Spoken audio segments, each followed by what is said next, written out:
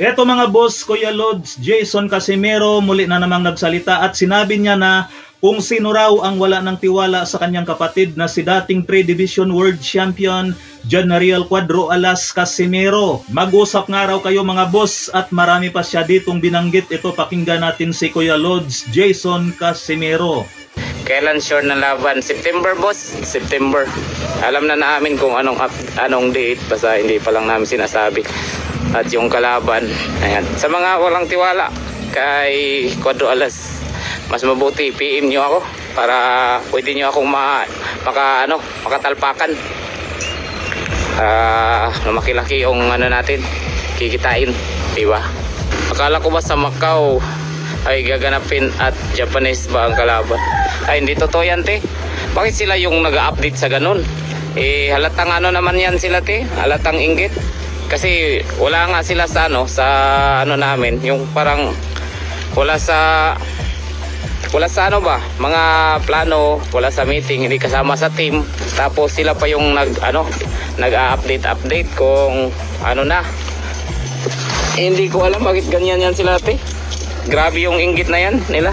Sila pa yung nagsasabi na Japanese, na yung kalaban daw Japanese daw, tapos sa Macau daw gaganapin. Grabe naman yung mga nila, inggit. Hindi ko alam kung bakit. Kasi sinasabi-sabi nila na bakit daw siya, parang kangkong naman, mga kangkong, mabubo daw kami. Kasi sinasabi nila na sino daw maniniwala sa amin na yung kalaban namin Meksikano tapos sa Japan gaganapin? Sino ba daw si Kangkong? Yung sinasabing sino ba daw si Kangkong, si Utol? Sino ba daw si Kangkong? Ano ba siya? Si Mayweather ba siya? Or si Manny Pacquiao ba siya?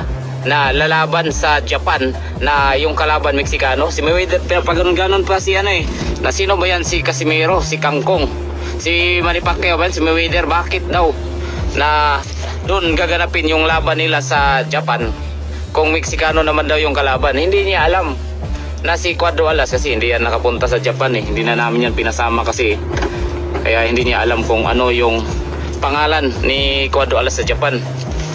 Hindi niya kasi alam hindi nakasama sa Japan yan, kaya walang update talaga. Tapos sila naghayag pa sila sa mga channel nila na yun nga, si Cuadro Alas daw lalaban sa Macau at Japanese yung kalaban. Ha? Sabi namin, hindi namin alam yan. Ang daming mga vlogger na kumuha kasi nga yun nga yung kalaban. Tinawagan din ako ng mga kaibigan nating vlogger na ganon. Sabi ko, hindi namin alam yan. Sinong nagsabi niyan? Parang ganon, yun nga, sinabi na patay tayo dyan. Sila na yung may update, tapos kami wala. Sino ba yan sila? Grabe yung mga inggit. Tapos yun nga, ano ba yan sila? Si Mayweather ba yan? Si Manny Pacquiao? Bakit sa Japan gaganapin yung laban nila tapos Meksikano yung kalaban nila? Sino daw yung manonood sa kanila? Ito masabi ko sa iyo, tinatawag to na chunggo Ito yung masasabi ko sa iyo. Pag inggit ka, tumahimik ka na lang. Pag inggit ka sa amin, sasabihin mo na naman na inggit ako. Tumahimik ka na kung wala kang alam. Sasabihin na walang alam. Niloloko lang daw namin yung mga fans ni Cuadro Alas. Kami pa ngayon yung nangloloko ng tao. Kami pa talaga, grabe Grabe yung anong sa tingin niyo yan, guys? Anong sa tingin niyo? Kami pa yung sinasabihan na fake news. Kami pa yung sinasabihan na niloloko lang daw namin kayo. Kasi nga yung mga balita daw namin fake news. Gagastos na ng malaki, nakailang laban pa lang. Oo. Kasi bro, yung mga laban ni Tata, sabihin na natin, sinasabi nila na mambabalot. Pero ang laki ng kita ni Cuadro Alas. Yung mga build na po yan, na lang po yan. Siguro pag sikat na kayo, para sa akin pag sikat na kayo, parang bonus na lang yung belt. Kasi kahit wala kang belt, basta sikat ka, kikita ka ng malaking pira. Bonus na lang yan. Tignan nyo si Ryan Garcia, walang belt. Depende kasi yan halimbawa pag gusto mo talagang sumikat, kailangan mo talagang makuha yung belt.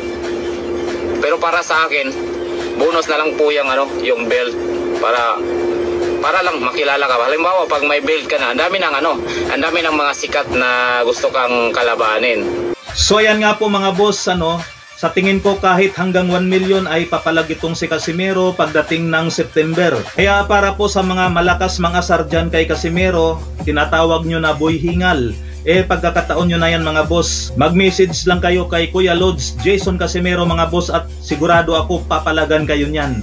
So yan lamang mga boss.